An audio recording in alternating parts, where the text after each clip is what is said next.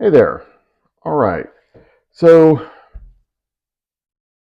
going to start by saying something in life, right? I like to have a multi-tool with me. You can get a Leatherman, Gerber, whatever. It's like a pair of pliers. It's got 3 or 4 knife blades, a file, wire cutter, bottle opener. It's got things like that on it, like a modern version of a Swiss Army knife. So I keep one in the truck. I keep one in my backpack. If I go hunting, I have one with me. Um, it's just a really compact way or efficient way to get a lot of different things done if you need to. Okay. Well, we also have those in functional medicine, a multi tool of sorts. We have several of them, but absolutely without a doubt, one of them, one of the best, and probably one of the better well known ones, at least as far as functional medicine practitioners go, is berberine. So berberine is an extract of certain plants. You can get it from several different species, but it's an extract of those plants. I would consider it a very effective multi-tool when it comes to practicing functional medicine and dealing with some of the main problems that we deal with in our patients today. So as I go through the list of the 3 or 4 things berberine is probably most well known for and what I tend to use it for most, you'll see that those are some pretty heavy hitting things in today's world. So it's an alkaloid from plants. You can get it from there's a couple different species that sound like berberine. There's Berberis vulgaris, um, Coptis chinensis. There's Berberis aristata, and then believe it or not, you can get berberine from philodendron. Who knew, right? Anyway, so historically, I mean, it's been used forever, like Ayurvedic medicine, which is more, Indian related, and then Chinese medicine. They all use berberine in various forms for different issues, but it's been around forever. It's been used medicinally for a long period of time. So one of the first things I want to talk about as far as activity of berberine is going to be what it does for blood sugar. I don't know that there are many patients. Well, I have some patients that come in that have no sign of blood sugar issues at all. Well, I look for blood sugar 5 different ways, blood sugar issues, when we do labs. We look at a fasting blood sugar. We look at a hemoglobin A1C. We look at their triglycerides. We look at uric acid, and then we look at their fasting insulin level. So we get a very broad look of either developing or well entrenched blood sugar management issues or dysregulation if it's there. So to me, there we go. To me, blood sugar is a very common problem, and it leads to multiple other downstream issues. So getting blood sugar under control is a huge component of doing functional medicine. So berberine activates, there are a couple things I want to say on blood sugar. It activates something called AMP or cyclic AMP. So AMP kinase, AMPK, that is an activated protein kinase. It's almost like a little switch that turns your metabolism on and off. As we age, we see a decrease in AMPK. And when we have a decrease in AMPK, you start to see your metabolism slow, start to see some weight gain, you lose a little muscle mass each year, hormones tend to calm down. So losing AMPK is kind of seen like a significant part of the aging process. So if you have a supplement that can ramp up AMPK, then it's anti-aging, right? It fights that decline. And part of that decline is losing your sensitivity to insulin, losing that reactivity to insulin. And so AMPK, when it gets activated, helps you respond better to insulin, and it helps lots of other stuff as well. So berberine can help improve insulin sensitivity. It helps improve something called gluconeogenesis, which is taking fat and turning it back into glucose in the liver, and it helps glucose uptake into the cells. So it can help control blood sugar and control the amount of insulin you have. Because remember, if you've seen some of my other videos, high blood sugar can cause trouble in your body. It can do damage over time, but high insulin can also do damage. So while we want the blood sugar well controlled, we don't want it to take large amounts of insulin to do that. If you get an insulin test, like a blood test for insulin, while you're fasting, 8 to 10 hours without food, you should have a fasting insulin level below 10. If it's really dialed in well, it'll be around 6 or maybe a little bit below that. That says that you're very insulin sensitive. It takes very little insulin to get the job done. So you want blood sugar and insulin both relatively low, well managed, and under control. You can compare Berberine's effectiveness in insulin sensitivity and blood sugar management to metformin for type 2 diabetics. They've done research that shows that Berberine, given in the right dosage, is pretty much every bit as effective. Some studies even say more effective than taking something like metformin. So, very important herb as far as blood sugar control goes. Now, what else does it do? Because remember, I said it was a multi-tool, right? So we talked about a knife blade. Now we got to talk about the pliers. So for blood cholesterol levels and some cardiovascular benefits, it's also very powerful for that.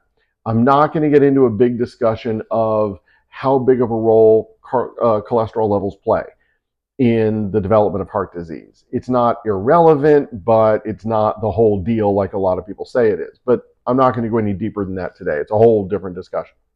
But what they found with berberine is it tends to reduce LDL, it tends to reduce triglycerides, and you get a modest bump in HDL.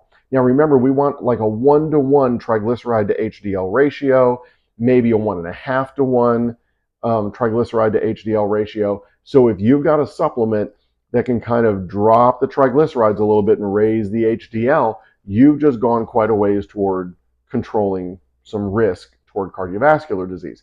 The fact that it lowers total cholesterol, I think, is kind of irrelevant. I don't know that lowering LDL generally makes that big of a difference in heart disease, but berberine does that as well. What I haven't seen is good research into doing the cholesterol breakdown, like when you actually look at particle sizes and particle types and seeing what berberine does for that. I haven't seen that research yet, but I'm sure somebody's working on it. It works partly by upregulating the LDL receptors in the liver so that liver can deal with LDL better, and it modulates something called a PCSK9 receptor.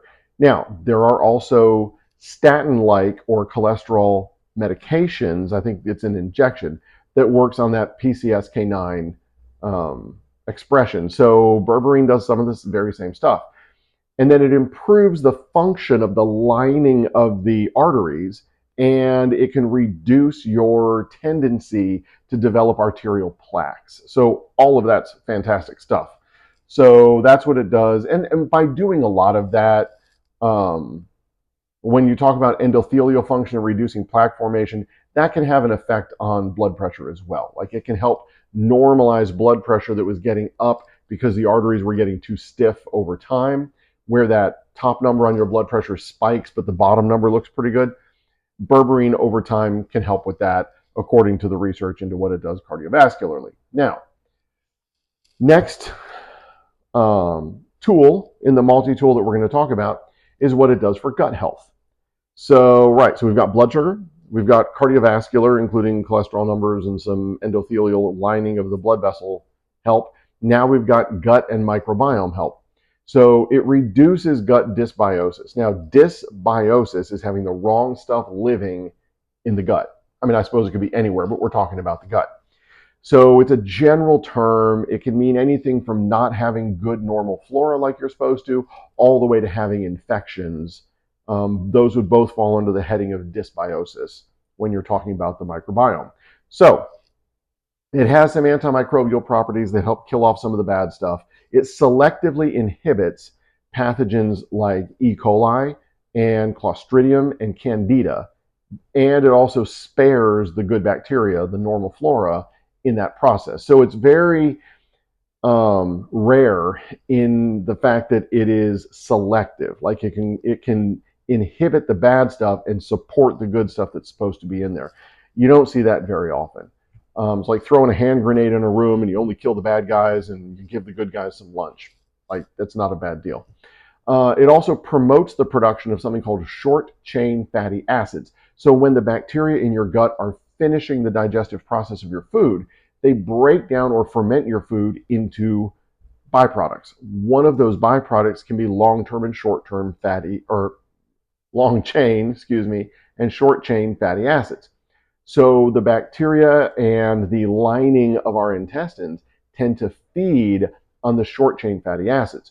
So fermenting your food into more of the short chain fatty acids, really good for gut health, good for the lining of the intestines. Just like it was good for the lining of the blood vessels, by making short chain fatty acids, it's very good for the lining of the intestinal tract. And then something called tight junction integrity. So if these are cells in your intestines, they have the little villi that help you absorb nutrients. They're glued together or welded together at little spots. Think of it almost like being buttoned together, right? It's buttoned down there. Those are tight junctions. And when the intestines get inflamed, those tight junctions tend to fail. And now you've got a gap between the cells. Even if this stuff is healthy, you now have kind of a pathway where undigested or not fully processed food can slip between the cells and get into your bloodstream. That's called leaky gut, right? Because you've destroyed those tight junctions. So berberine helps repair those tight junctions and weld those cells together again, so food particles, undigested, unprocessed food, can't get between those cells.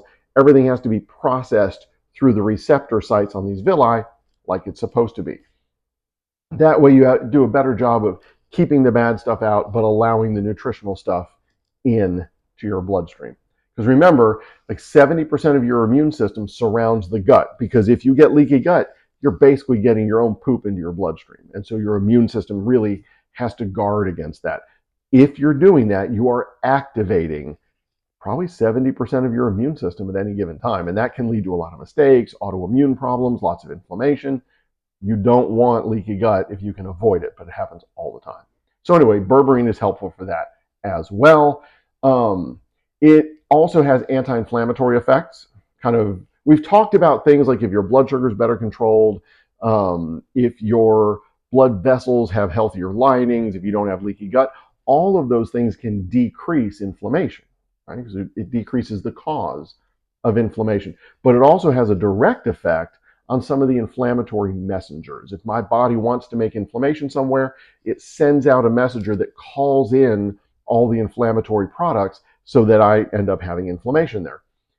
Presumably to heal, but if it happens without a good purpose, then it's problematic. So berberine suppresses something called cytokines, which are those messengers. It suppresses the pro-inflammatory cytokines TNF alpha. It suppresses interleukin 6 and it suppresses NF kappa B. So those are ones that normally call in all those inflammatory cells, and berberine works to suppress those and calm them down, and they stop calling for help. It modulates something called the NLRP3 inflammasome, which is another one that can set off a lot of inflammation and actually kind of develop autoimmune reactions. So it's good that it suppresses that as well. It can also increase the expression of interleukin 10 in some cases, which is an anti-inflammatory cytokine. And it's useful in inflammatory conditions. I mean, that could be inflammatory bowel disease, it could be PCOS, metabolic syndrome, certain arthritises. Like it's helpful in those because of what it does with inflammation. Common dosages, a lot of that depends on the preparation. You can get preparations that are really strong, you can get preparations that are more mild, so the dosage is going to vary a little bit, but usually somewhere between 400 and 500 milligrams once or twice a day. It doesn't stay active in you for very long when you take it. It's got a half-life that's relatively short, less than 8 hours, and half of it's out of your system. If you take a big dose and you're not used to it, you can get a little bit of GI upset, but we don't see it very often. And I shouldn't say supposedly. The terminology they use here, I disagree with when they talk about drug interactions. And they say be careful about taking it with metformin or with statin drugs. It's not that it's going to interact with them. Like it's not going to get in a fight with them. What they're trying to say is if you're taking metformin to lower your blood sugar and you add in berberine that can also lower your blood sugar, you can have an additive or a cumulative effect that lowers your blood sugar more than you would expect. Statin drugs. It could, if you have a statin drug that's lowering your cholesterol and you take berberine on top of it, it can have an extra lowering effect and you would have a lower cholesterol than you would expect to have. So I would say maybe conditionally be careful. Just be aware. Like if you know how to take your blood sugar and you're already on metformin and you start taking berberine, keep checking your blood sugar. If it starts to get too low, you have a choice. You can talk to your prescribing doctor about maybe backing off the metformin and staying on the berberine and seeing how that does. Or you can back off the berberine and stay on the metformin. But if the blood sugar gets too low, you're going to have to do something, right? Or if it keeps getting too low.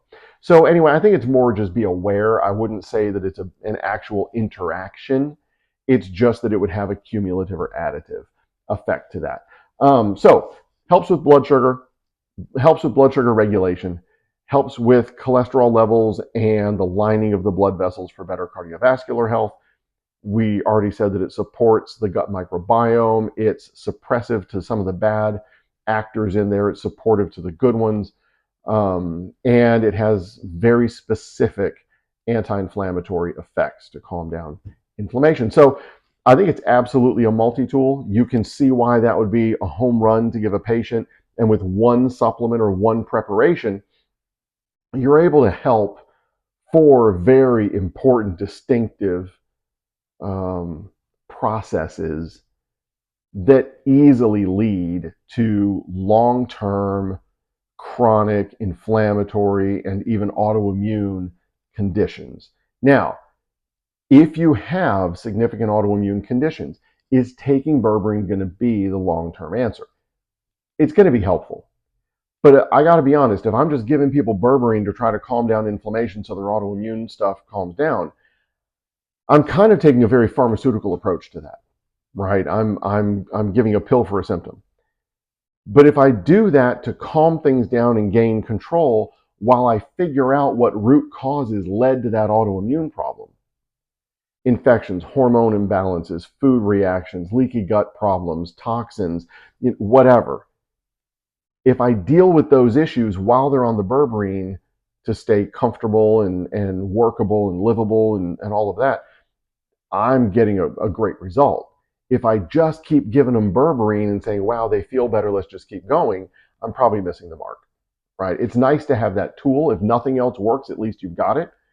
But the real answer would be find the root cause, mitigate that root cause, and then their body doesn't have a reason to have that autoimmune reaction anymore. Okay, so that's our discussion of berberine. I thought I'd share that with you today. We have berberine in a couple of different forms from different companies here at the office. Lots of berberine available out there in the market. Just make sure that you talk to your functional medicine doctor, get a reputable brand. And I guess most importantly, if you take it and it's working for you, then that's a win. If you take it and it doesn't work, make sure you try at least a good quality physician regulated brand to see what effect you get when you take one that has kind of a known strength and a known purity. Okay, so that's it. Now you know. Hope that served you well, and I'll see you on the next one.